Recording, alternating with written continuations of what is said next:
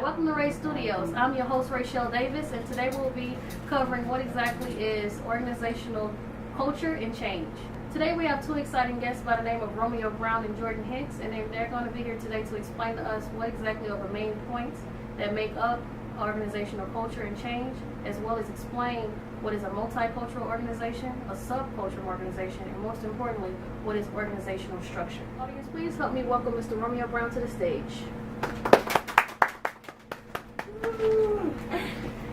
Hey, how you doing? How you doing, Mr. Brown? I'm alright, chilling, same old, in a blue room for effect. I like this little studio you got. Let's set up. Thank you. Alright. Alright. I was hoping today you would be able to explain to us what are the four common organizational cultures. Well, the four common organizational cultures are, according to leadership IQ, are hierarchy structures, which are more of a kingdom type of effect, more traditional and clear, play roles. Also, dependable cultures, which emphasizes on process and slow change, which means you have to work your way up from bottom up. Also, on enterprising cultures, which emphasizes on creativity and competition, which is more of entrepreneurship. And social cultures, which emphasizes on collaboration and trust, which you collab with different cultures and put together and you make one big corporation. Tell us about cultural values. Okay, the cultural values consist of performance, excellence, innovation, social responsibility. It also includes teamwork and customer service. It brings together different cultures through socialization, which is customer driven, and it's like basically the customer is always right. Also, the cultural values, it relies off the integrity of the culture. It's performance oriented. You also have to encourage the customer's beliefs to get the whole cultural feel, which is basically multiculturalism, which brings like exclusiveness into it makes the customer feel wanted and needed against as far as the work culture. Okay. With that, I have a couple of a video with Macklemore.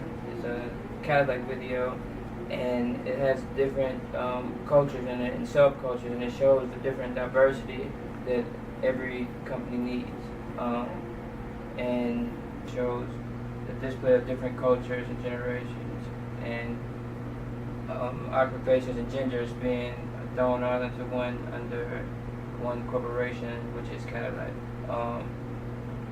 Check out the video. In this Macklemore video, it depicts him as a Spaniard. It starts out in the Spaniard style. The song is called White Walls, sending the message to the Cadillac that he's in.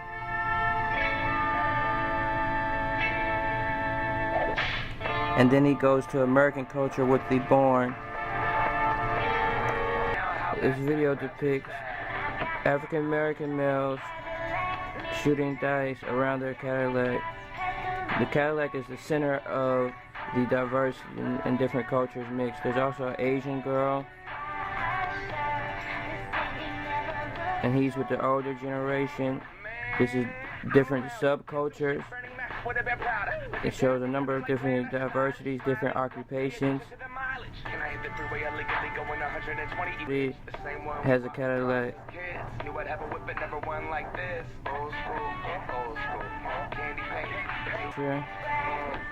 Once again, this video depicts nothing but diversity in different cultures and multiculturalism.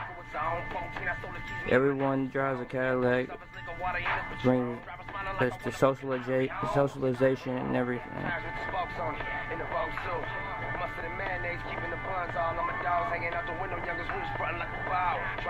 Big, tall, size.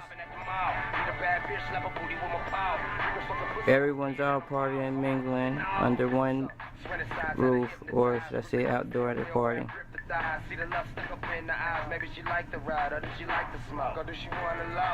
Thank you, Mr. Brown, for coming by Ray Studios. All right, you're welcome. All right. Have a good day, sir. It's been a pleasure. Thank you. Same as well. Coming up next, we have Ms. Jordan Hicks to come and explain to us what exactly organizational structure is. Audience, please help me welcome Jordan Hicks to the stage.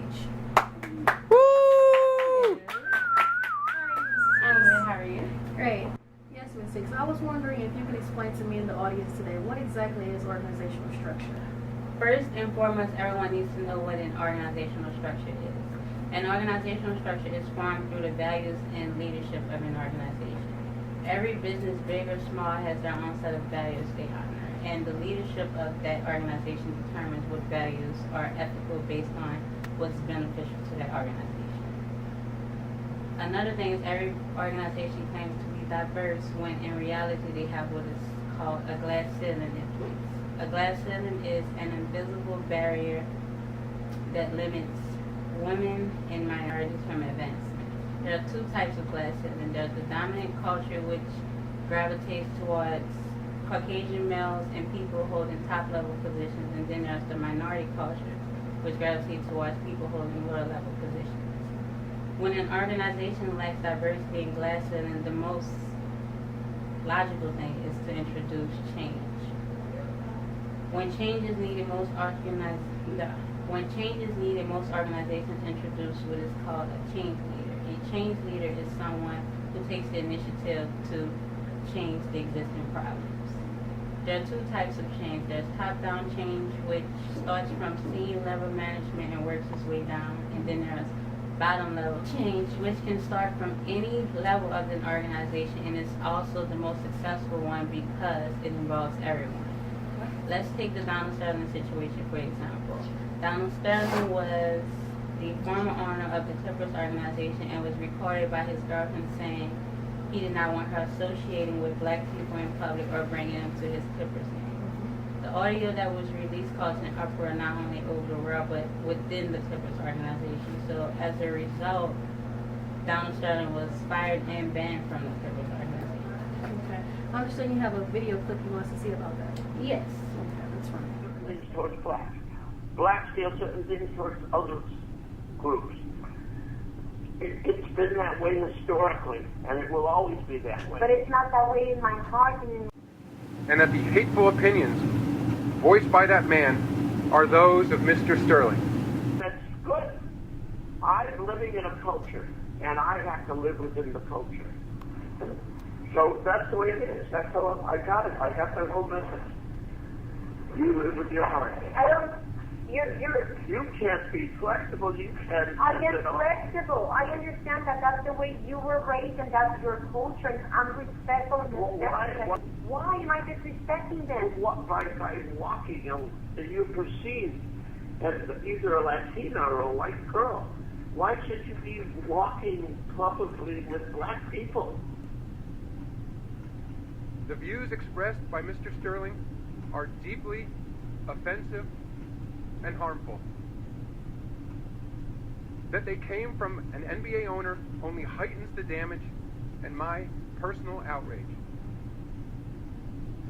Sentiments of this kind are contrary to the principles of inclusion and respect that form the foundation of our diverse, multicultural, and multi-ethnic league.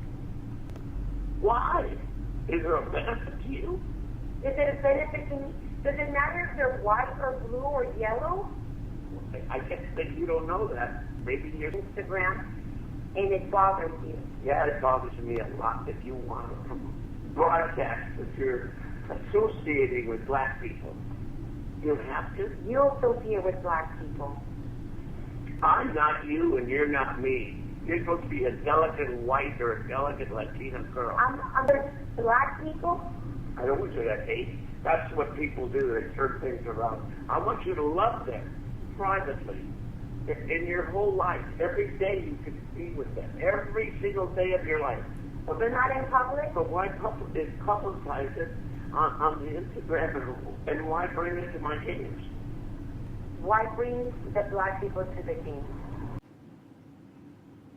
I am personally distraught that the views expressed by Mr. Sterling came from within an institution that has historically taken such a leadership role in matters of race relations and caused current and former players, coaches, fans, and partners of the NBA to question their very association with the league. To them, and pioneers of the game like Earl Lloyd, Chuck Cooper, Sweetwater Clifton, the great Bill Russell, and particularly Magic Johnson, I apologize.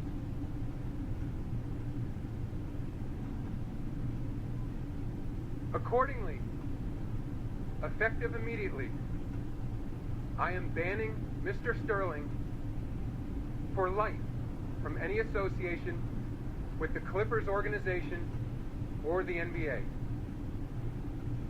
Mr. Sterling may not attend any NBA games or practices. He may not be present at any Clippers facility, and he may not participate in any business or player personnel decisions involving the team. Okay, can you explain us what exactly this clip is showing? Based on the video, NBA Commissioner Adam Silver acts as the change leader. He takes action, which was to fire and ban Donald Sterling from the Clippers organization. The change implemented was transformational change, which is change that results in the redirection of an organization. Donald Sterling was being viewed as a racist because of the audio, causing the Clippers organization to not only question their leadership, but their organization as a whole.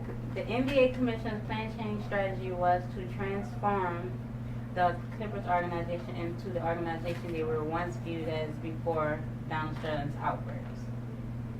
The phases of plan change was implemented in the following steps. The first stage is normally the unfreezing stage, which is when a situation is prepared for change, but since no one was prepared for Donald Sterling's outburst, the first stage was improvising. The second stage implemented would be changing, which is when the second stage that was implemented is changing, which is when plan change takes place, and this would be the commissioner firing Donald Sterling and hiring someone else in his place.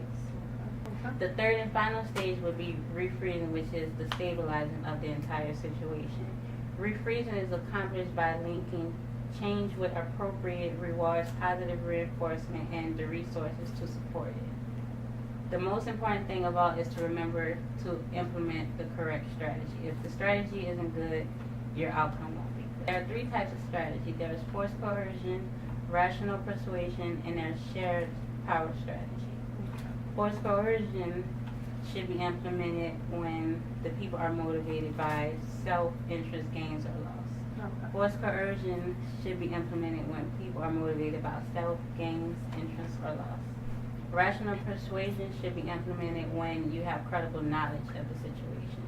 And shared power, which is also the best one, should be implemented when you want to take the ideas of everyone within that organization.